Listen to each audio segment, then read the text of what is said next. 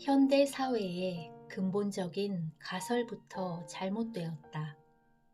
불편을 최소화하고 행복을 최대화하려는 노력 자체가 노화를 가속하고 있다. 이 근본적인 오류를 이해하고 약간의 불편을 감수한다면 남은 생애에는 편안함을 늘릴 수 있다. 반대로 끝까지 이 오류가 만드는 악순환에서 벗어나지 못하면 아무것도 하지 않고 가만히 앉아있을 수조차 없는 극도의 번뇌 상태에 이르게 된다. 간과하면 안 되는 것은 악순환의 원인과 해결이 직접적인 1대1 관계가 아니라는 사실이다.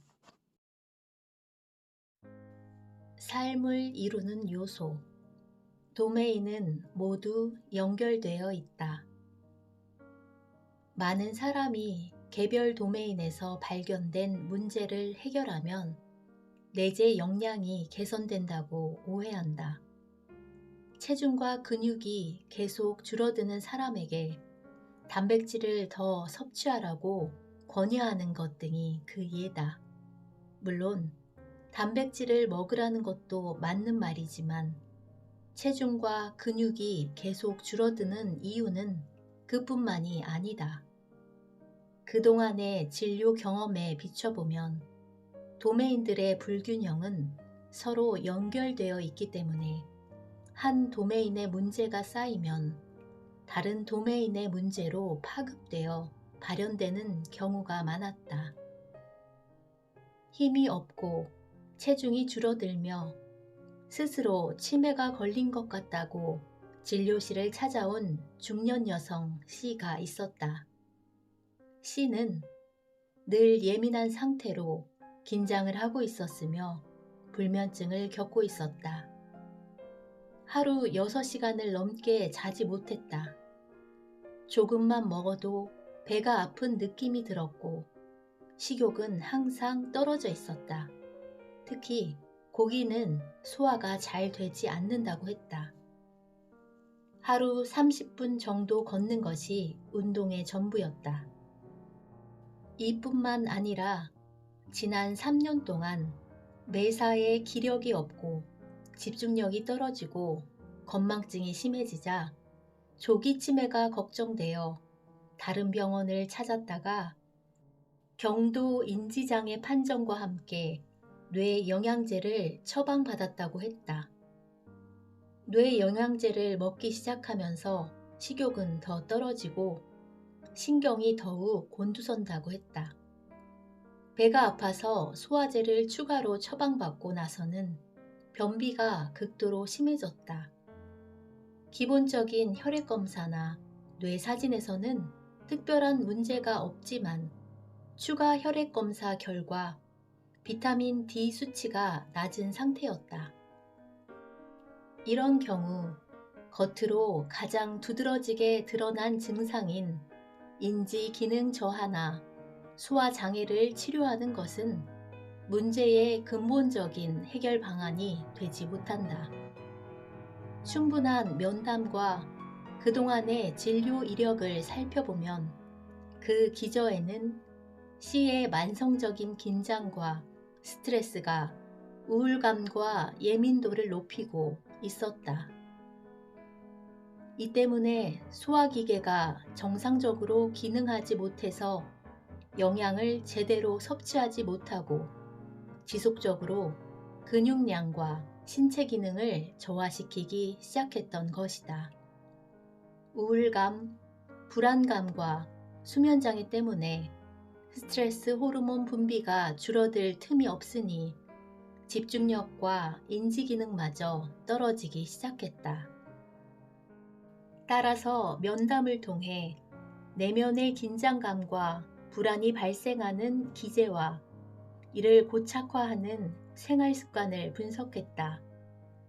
이와 함께 우울감이 신체 문제로까지 번져서 몸을 해치는 것을 막기 위해 약제를 처방했다. 이런 노력들을 바탕으로 식사와 운동에 대한 교육이 함께 이루어지면 체중이 회복될 뿐만 아니라 면담을 시작한 지 2개월 정도 지나 인지 기능도 개선될 것으로 예측했다. 실제로 만성적인 긴장과 스트레스에 관련된 도메인들을 교정하기 시작하자 C가 호소한 인지기능 저하 자체에 대한 약, 소위 뇌영양제는 전혀 사용하지 않고도 상태가 호전되었다. 어디가 불편하면 그 부위만을 진료하는 전문화된 의료 시스템의 문제가 보이는 대목이다.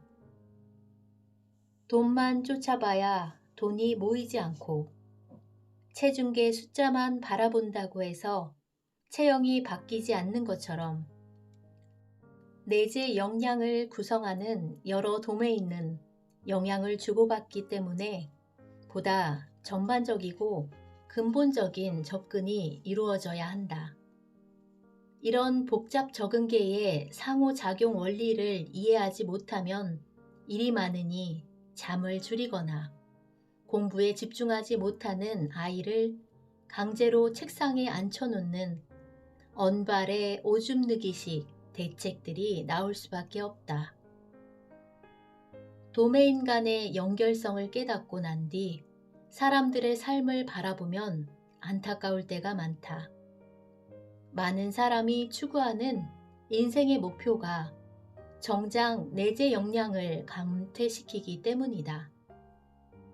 고기 잡는 방법을 가르치지 않고 고기를 잡아주는 형태의 양육은 내재 역량의 중요한 요소인 규율을 익히고 문제 해결력을 키울 기회를 박탈하는 것에 가깝다. 그렇게 해서 확보한 학벌과 직장은 최대한 많은 경제적 부를 얻기 위한 디딤판으로 사용된다.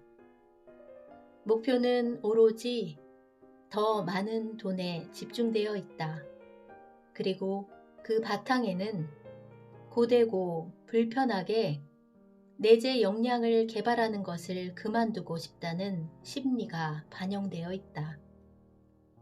개개인을 구성하는 여러 도메인이 잘못 형성된 사회의 도메인에 맞물려 균형을 잃어가는 셈이다. 다면적 내재 역량 관리를 위한 4가지 축. 그만큼 이루고 모았으면 골프 치고 와인이나 마시면서 살지 왜 그렇게 사서 고생을 하느냐라는 이야기를 들은 적이 있다. 그러나 신체 기능과 인지 기능 등의 내재 역량은 사용하지 않으면 그 기능을 잃는다. 신체적, 인지적 스트레스를 완전히 없애기 위해 더 안락함을 찾고 그 안락함의 따분함을 해소하기 위해 더 많은 쾌락을 찾는다면 내재 역량은 점점 감퇴한다.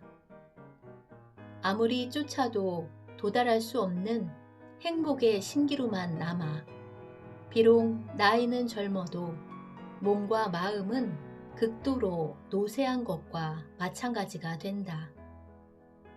내재 역량은 꾸준히 개발해야 한다. 내재 역량이 낮은 상태에서 신체적, 정신적으로 적절히 대처하기가 어려울 정도로 큰 스트레스에 갑자기 노출되면 질병이나 질병에 준하는 상황을 경험할 수 있다.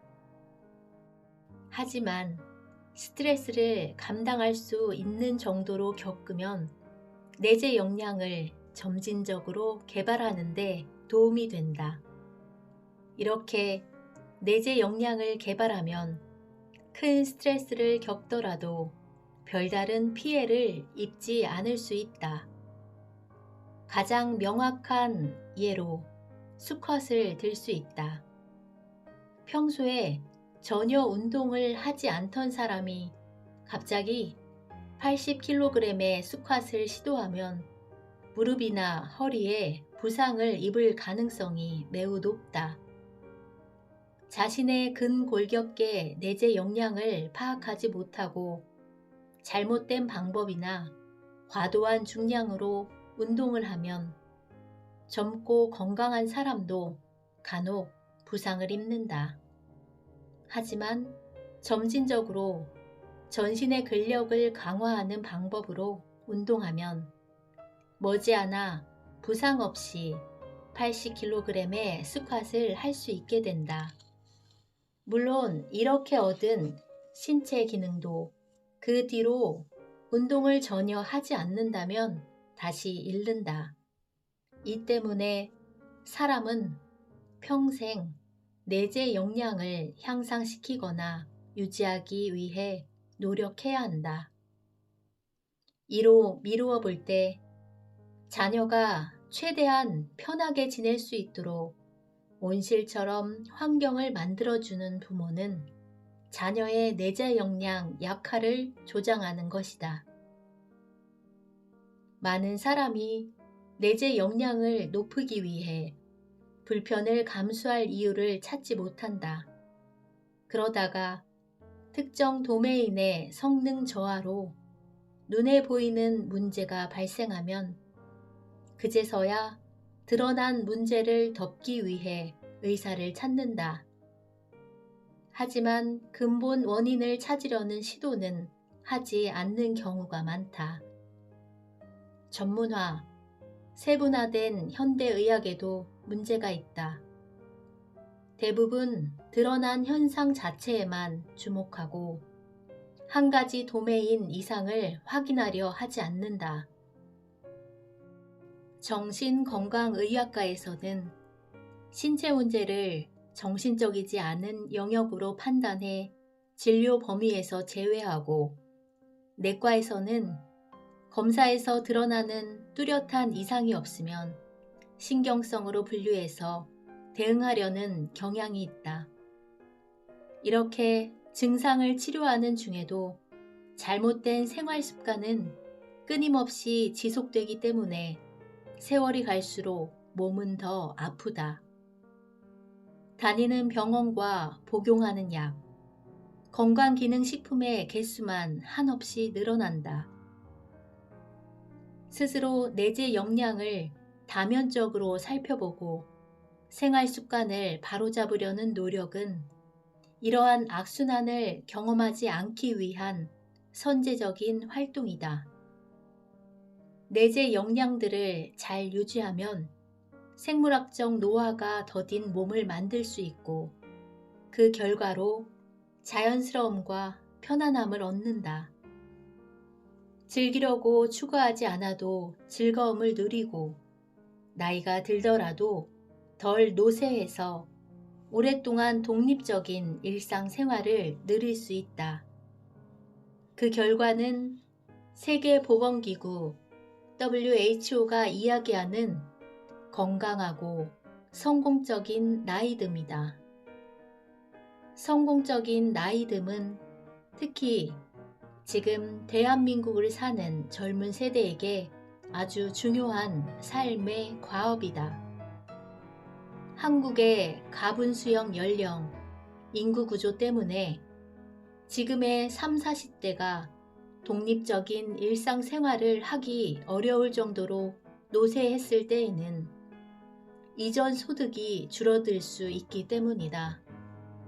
또한 더 젊은 세대로부터 신체적, 정서적 돌봄을 받지 못할 가능성이 아주 높다. 자세, 운동, 식습관, 수면이 몸의 대사적 특성과 스트레스 반응에 영향을 주고, 이는 항상성 조절 체계와 연결된 잠재적 사고 체계에 영향을 준다. 식사, 기호식품 소비, 여가를 즐기는 방법은 보상 체계와 습관 회로, 사고 체계에 영향을 주며, 사고 체계는 세상을 대하는 방식을 결정한다. 한 가지 도메인의 기능이 떨어지기 시작하면 다른 도메인의 기능도 끌어내려진다. 모든 도메인의 상태가 A&D 조건으로 유지되어야 전반적인 기능을 자연스럽고 윤택하게 유지할 수 있다. 안나 카레니나의 유명한 구절. 행복한 가정은 모두 모습이 비슷하고 불행한 가정은 모두 제각각의 불행을 안고 있다가 떠오르는 부분이다. 이 책의 다음 장에서부터는 각각의 내재 역량을 개선하기 위한 구체적인 방법들에 대해 설명하려고 한다. 접근법에는 여러 가지가 있지만 그중 간결하고 이해하기 쉬운 분류는 미국 병원협회와 미국 노인병 학회 등이 만들고 보급한 4M이다. 이동성, 마음건강, 건강과 질병. 나에게 중요한 것의 앞글자를 땄다. 이 네 기둥 안에서 삶의 태도와 방법, 그리고 조금은 세부적이기도 한 내용들을 살펴보려고 한다. 요행을 기대할 수 없는 것이 노화. 다면적 노력이 평생 필요하다. 의사, 과학자, 연구자들도 실밀기 같은 조언을 해주는 경우가 흔하다. 전문가의 시각은 장님 코끼리 만지기식이다. 자신이 주로 연구한 인구 집단 또는 동물들의 현상을 조언의 근거로 삼기 때문이다. 예를 들어 사회적으로 성공한 인구 집단을 관찰해서 일찍 일어나는 습관을 발견하면 잠을 줄이라고 조언한다. 그러면 많은 사람이 이미 잠이 부족한데도 새벽 5시에 일어나려 애쓴다. 무릎 관절염이 우려된다며 달리기가 관절에 해로운 운동이라고 조언하는 의사들, 근력 운동은 목과 허리 디스크에 좋지 않다며 걷기만 하라는 의사들도 있다. 생애 주기나 4M의 조화를 고려한 조언은 찾아보기 어렵다. 거시적으로 삶을 조망하는 일은 철학자들의 전유물로만 생각하는 것 같다. 의학과 생물학을 연구하며 노화와 대사를 공부한 나 역시 이런 오류에 빠진 적이 있다. 절식과 규칙적인 운동 습관을 5년 이상 유지하며 대사 노화와 연관된 수치들은 완벽하게 인지했지만 머리는 맑아지지 않았고 아픈 곳이 늘어나기만 했다. 그제서야 4M의 관점에서 삶의 모든 요소를 살폈고 불필요한 과잉들이 눈에 보이기 시작했다. 충분히 쉬지 않고 더 많은 것을 가지려 했던 어리석음이 몸과 마음을 고장내고 있었다. 운동과 식습관 역시 대사적 측면만 바라본 나머지 실험실의 생쥐처럼 특정 방향으로 치우쳐 있었다. 삶을 이루는 도메인 간의 조화 없이 무엇이든 더하기만 하는 실밀기로는 가속 노화에 빠진 삶에서 탈피하기 어려운 것이다. 가속 노화에 빠진 삶을 정상화하려는 것은 늪에 빠진 무거운 쇠공에 실을 매달아 언덕 위로 끌어올리는 노력과 비슷하다. 중력의 반대 방향으로 모두가 합심해 실을 꾸준히 잡아당겨야만 쇠공이 움직인다. 사람의 본능을 원천적으로 제거하는 것은 불가능하다. 하지만 사람의 마음이 설계된 방식과 도메인의 상호작용을 총체적 관점에서 이해하면 매일매일 한 걸음씩 공을 끌어올릴 수 있다. 일단 늪에서 빠져나오기만 하면 그 앞 언덕에는 부드러운 잔디가 깔려 있어 공을 끌어올리기가 그다지 힘들지 않다. 하지만 잠시 중력을 잊고 실을 놓아버리면 쇠공은 다시 늪을 향해 구르기 시작한다. 본능을 이기려고 평생 노력해야 하는 이유다. 계속 말했듯 노화는 복리의 특성을 가지고 우리 몸을 변화시킨다. 노화의 복리 효과는 당장은 눈에 보이지 않더라도 지속되면 큰 변화를 가져온다. 그 결과는 일찌감치 찾아오는 치매, 신체 노쇠와 이에 따른 장애 등이다. 그래서 내재 역량 관리를 위한 다면적 노력은 가급적 일찍 시작해서 오랫동안 유지하는 것이 좋다. 돈의 세계에서는 간혹 일확천금을 얻기도 하지만 노화와 질병의 세계에서는 그런 일이 없다. 요행에 기댈수록 암이나 여러 급성, 만성 질환이 발생해서 노화가 급격히 진행되는 계기를 만들 뿐이다. 또한 돈의 세계에서는 파산과 재기가 가능하지만 노화와 질병의 세계에서 삶의 기회는 단 한 번이다. 가속 노화의 삶을 산다는 것은 불리하게 조작된 슬롯 머신 게임을 강제로 계속해야 하는 것과 마찬가지다. 어렵게 느껴졌겠지만 희소식도 있다. 수십 년 동안 내재 역량을 꾸준히 관리하면 나이를 아무리 먹어도 보통의 젊은 사람에 비해서 상당히 좋은 4M의 기능을 유지할 수 있다. 심지어 뇌 위축이 상당히 진행되더라도 치매를 앓지 않으며 90대에도 평균적인 젊은 성인보다 나은 이동성을 보이기도 한다.